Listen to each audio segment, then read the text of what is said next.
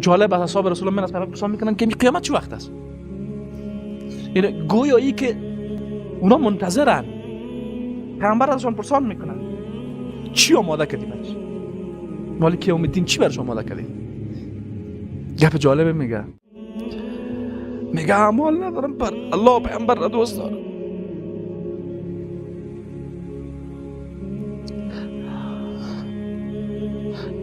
این مفاهیم ایمانی در قلب اونا زنده و بیدار. چرا ما از مرگ فرار میکنیم، میترسیم ولو در مسیر حق باشیم؟ اصحاب رسول الله و بزرگان دینی ما این رقم نبودن. با ضربه خوردن میگفتن فزت و رب الکعبه. میفهمیدن ملاقات پروردگار خود میریم. میگفت اگر من کسی بکشه خب با ملاقات پروردگار خود میریم. من میرم میخوایم زندانی بکنین با پروردگار خود. من خلوت میکنم. انسان کسی را دوست داشته باشه زیاد، بزرگترین خوشی همیست که کته از او تنها باشه. میگه در زندان ما با پروردگار خود خلوت میکنم. من را تبعید بکنین در زمین الله سیر میکنم. چی چیز بیشتر از این کرده میتونه؟ معنویت انسان را قدرتمند میسازه. انسانی که باورمند به الله هست، انسانی که محبت الله در قلبش جا گرفته باشه، از روز جزا نمیترسه.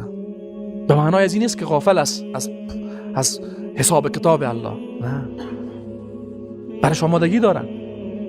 جالب از اصحاب رسول الله من از پرسان میکنن که قیامت چه وقت است. یعنی گویایی که اونا منتظرن، پیامبر ازشان پرسان میکنن چی آماده کردی برش؟ مالک یوم الدین چی برش آماده کردی؟ گپ جالبه میگه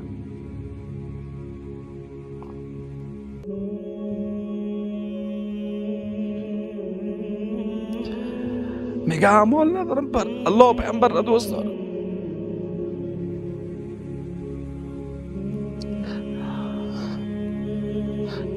این مفاهیم ایمانی در قلب اونا زنده و بیدار. ما از این نعمت ها محرومیم. به یاد ما نمیآید. از نعمت محبت الله محروم شدن از همه نعمت ها محروم شدن است. گاهی وقتا آیا با خود فکر کردیم که در قلب ما محبت الله پیامبر وجود داره؟ او محبت الله پیامبر باعث شده بیای از پیامبر وقوع قیامت پرسان بکنه. عجیب است. قیامتی که در قرآن کریم خیلی خطرناک معرفی شده، خیلی خطرناک، که همه هستی به لرزه میآید. این از امو پرسان میکنه چه وقت قیامت میاد رسول الله؟ چرا تو از این پرسان میکنی؟ محبت الله در قلب من است.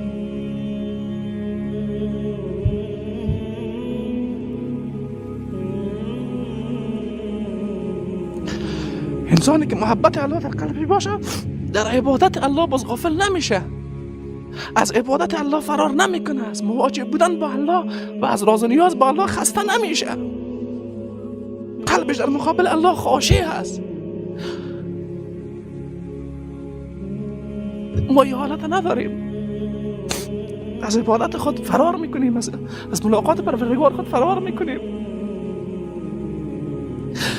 توقعی نجات در روز قیامت را داریم، توقعی رسیدن به رضایت الله و ملاقات پروردگار خود داریم. با چی چیزه؟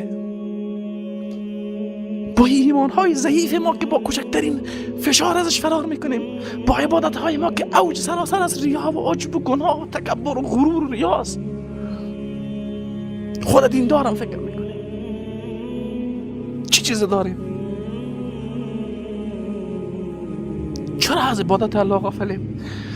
چرا از روز جزا غافلیم؟ چرا ما را دنیا در خود غرق کرده؟ چرا این کلمات بسیار عظیم الله قلبهای ما را بیدار نمی کنه؟ هر روز 5 بار در مقابل الله قرار می گیریم. تنها در نماز پیشین 10 بار تکرار میکنیم مالک یوم الدین، مالک یوم الدین، مالک یوم الدین.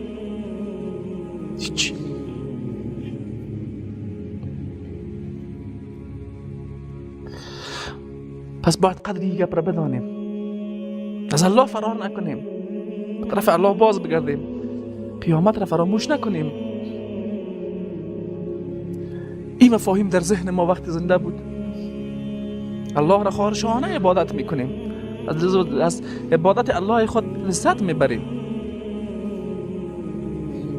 به او عبادت باز میتونه ما را به مسیر هدایت استقامت بده، میتونه ما را از منکرات و از بدیها دور بکنه.